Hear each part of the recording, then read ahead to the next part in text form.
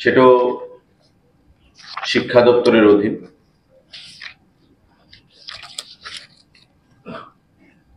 National law university Tripura under higher education department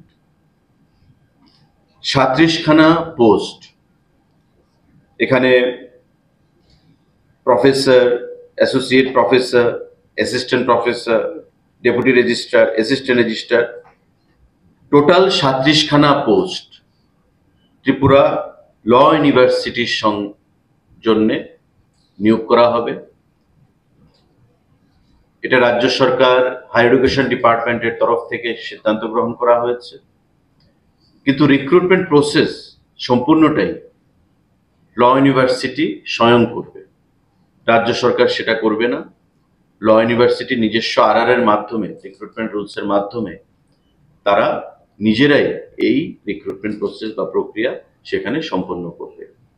এই সিদ্ধান্তগুলো আজকে আমাদের ক্যাবিনেটে গ্রহণ করা হয়েছে, যেগুলো চাকরি সংক্রান্ত এই সিদ্ধান্ত।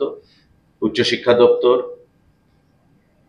আমাদের ল ইউনিভার্সিটির জন্য 37খানা পোস্ট বিভিন্ন পদে, 915খানা বিদ্যালয় শিক্ষা দপ্তর post graduate teacher, 700 graduate teacher বিদ্যালয় শিক্ষা দপ্তর, এবং আমাদের 6খানা ডেন্টাল মেডিকেল অফিসার আমাদের হেলথ অ্যান্ড ফ্যামিলি ওয়েলফেয়ার ডিপার্টমেন্টের অধীন।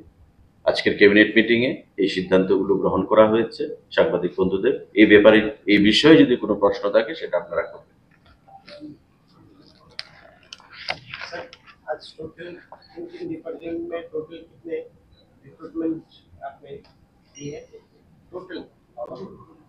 आप एजुकेशन डिपार्टमेंट में शिक्षा दफ्तर के अधीन 915 हमारे PGT post graduate teacher, 700 graduate teacher लिया जाएगा।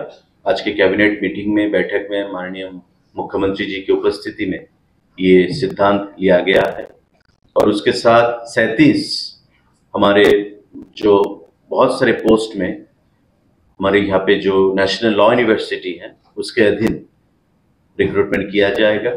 और 6 medical officer dental, health and family welfare, स्वास्थ्य और परिवार कल्याण दफ्तर के अधीन ये दिया जाएगा। 915 प्लस 700 1615 प्लस 6